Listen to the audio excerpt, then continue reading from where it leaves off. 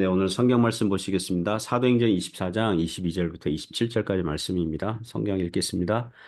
벨릭스가 이도에 관한 것을 더 자세히 아는 거로 연기하여 이르되 천부장 루시아가 내려오거든 너희 일을 처결하리라 하고 백부장에게 명하여 바울을 지키되 자유를 주고 그의 친구들이 그를 돌보아 주는 것을 금하지 말라 하니라. 수일 후에 벨릭스가 그 아내 유대 여자 두루실라와 함께 와서 바울을 불러 그리스도 예수 믿는 도를 듣거늘 바울이 의와 절제와 장차오는 심판을 강론하니 벨릭스가 두려워하여 대답하되 지금은 가라 내가 틈이 있으면 너를 부르리라 하고 동시에 또 바울에게서 돈을 받을까 바라는 거로 더 자주 불러 같이 이야기하더라. 이태가 지난 후 보르기오 베스도가 벨릭스의 소임을 이어받으니 벨릭스가 유대인의 마음을 얻고자 하여 바울을 구류하여 두니라. 아멘. 네, 오늘 벨릭스 부부에게 전도 이런 제목으로 하나님 말씀 증거하겠습니다. 오늘 성경 본문은 사도 바울이 법정에서 자기 변호한 후에 당시 그 유대 총독이죠. 로마인 이제 벨릭스 이제 그 부부에게 전도하는 사건을 다루고 있습니다.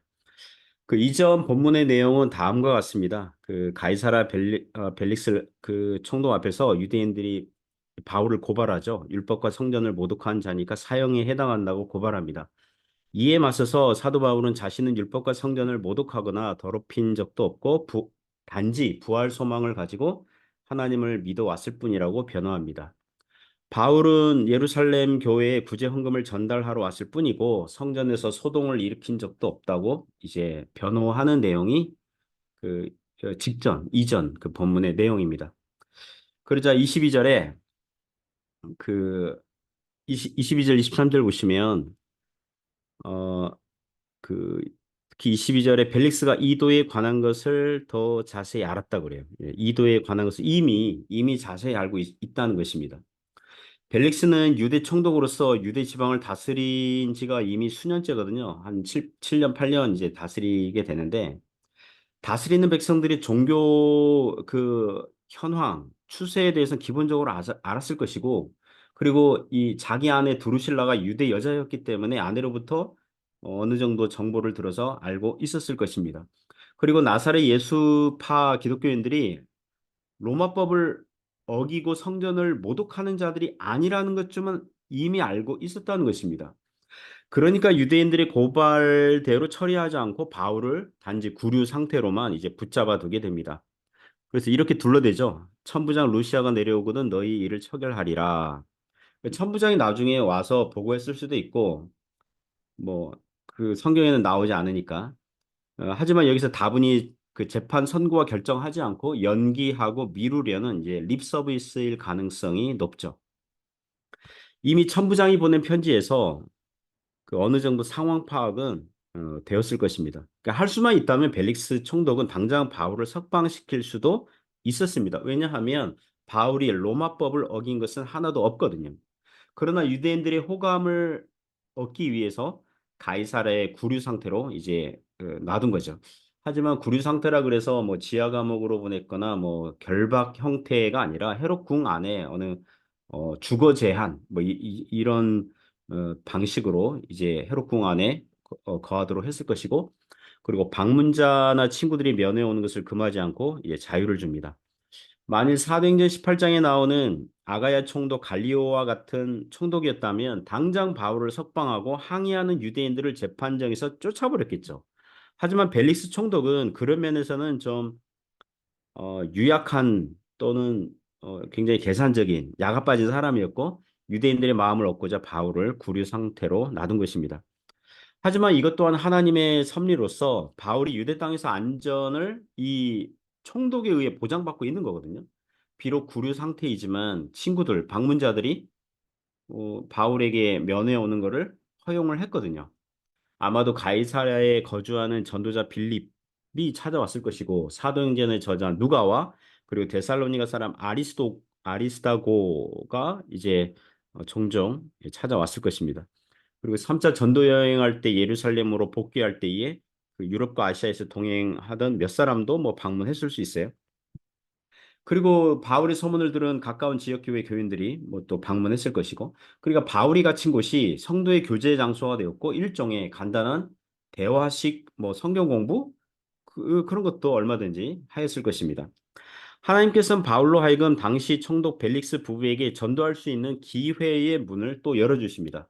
24절, 25절 보시면 수일 후에 벨릭스가 그 아내 유대 여자 두루실라와 함께 와서 바울을 불러 그리스도 예수 믿는 도를 듣거늘 바울이 의와 절제와 장차오는 심판을 강론하니 벨릭스가 두려워하여 대답하되 지금은 가라 내가 틈이 있으면 너를 부르리라 하고 다른 사본에서는 벨릭스의 아내 유대 여자 두루실라가 바울을 만나고 싶어 했다. 예, 바울의 말을 듣고 싶어 했다. 이제 그렇게 나옵니다.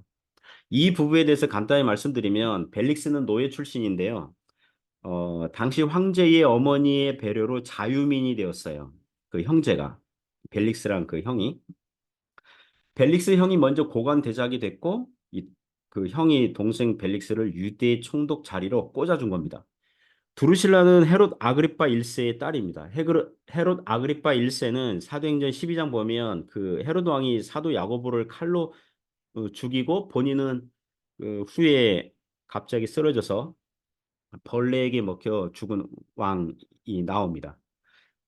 두루실라는 어릴 적에 아버지 왕에 의해서 소아시아의 작은 나라 왕자에게 결혼했다가 파혼했고 다시 다른 나라 왕에게 시집 가가지고 뭐 애도 둘 낳고 뭐 그렇게 살고 있었는데 이 벨리스 총독은 이미 결혼과 이혼 두 번이나 했는데 그 당시 남의 아내였던 두루실라를 이제 유혹을 해서 자신의 세 번째 아내로 맞이한 거예요. 그러니까 둘 다 세 번째 결혼한 셈이죠.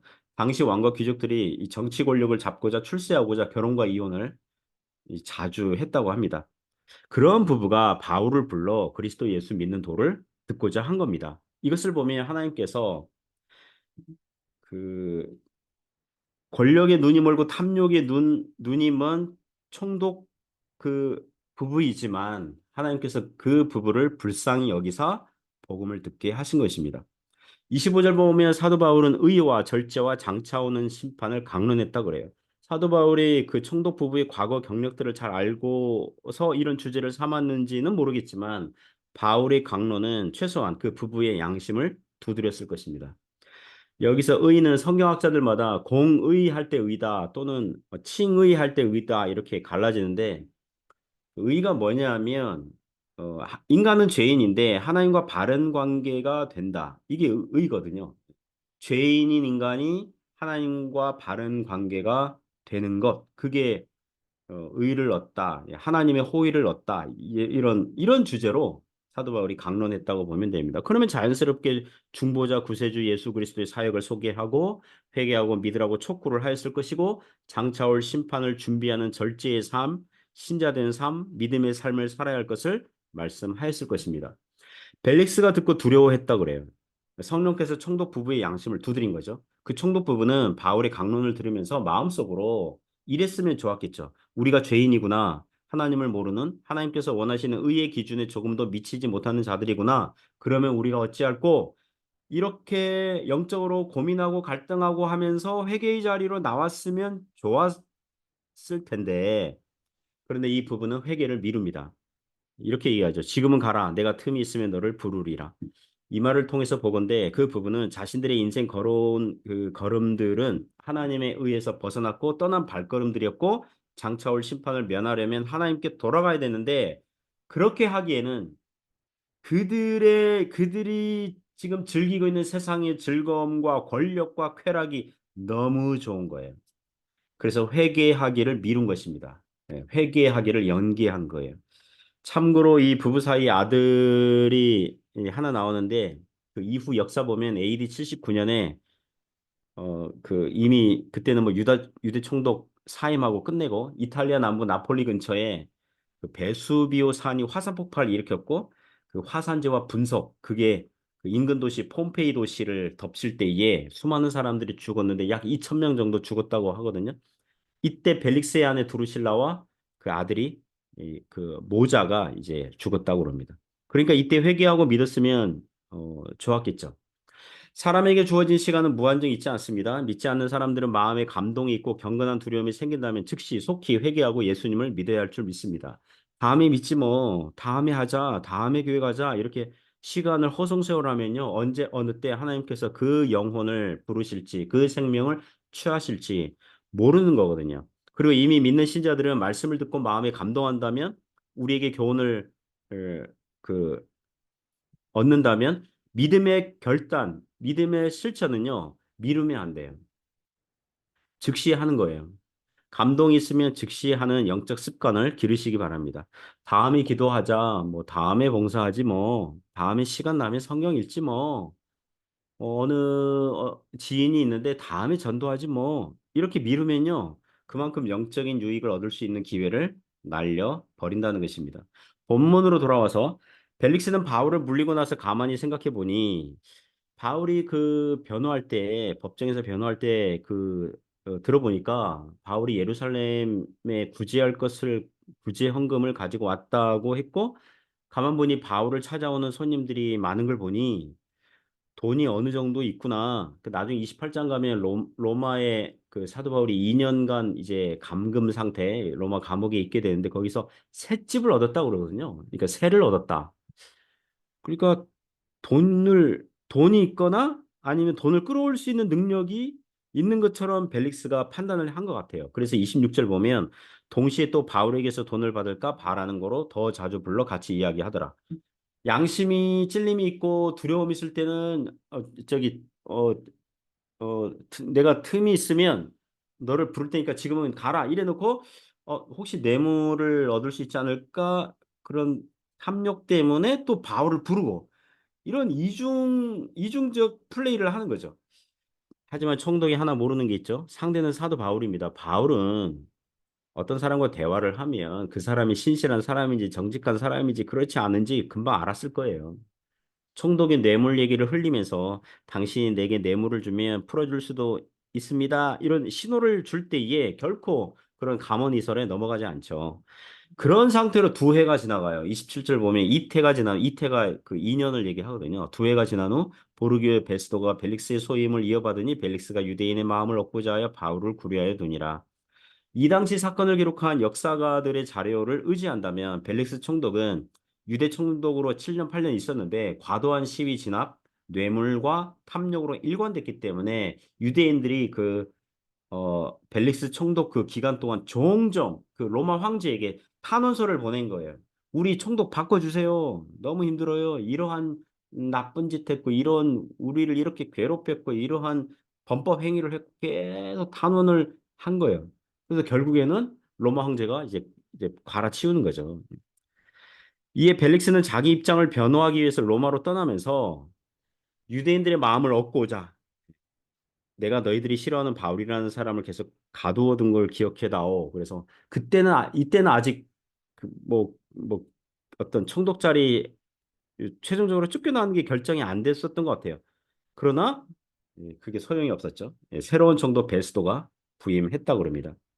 사랑하는 성도 여러분, 사람이 자신의 인생을 최종 평가하고 심판하실 재판장 하나님을 두지 않는다면 자신의 인생 철학과 신념과 기준을 성경 말씀에 두지 않는다면 결국 사람은 어떻게 살게 되냐면 이기적인 자신의 욕심에 의해서 지배받는 인생이 될 뿐입니다. 벨릭스는 뇌물을 좋아했고 쫓다가 회개할 기회도 잃어버리고 복음을 들었지만 거절했고 세상 명예 모두 다 결국 물거품이 되고 추락하는 인생을 맞이하게 된 것입니다.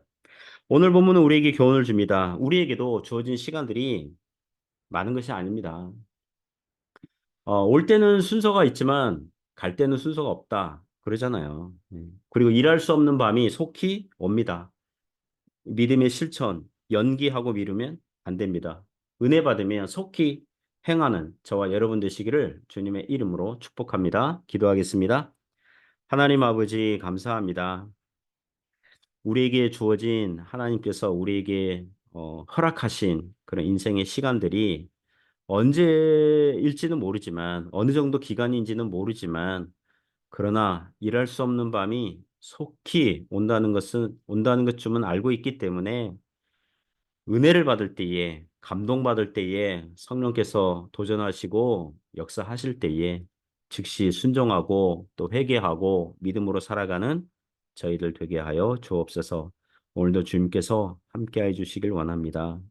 예수님 이름으로 기도드립니다. 아멘.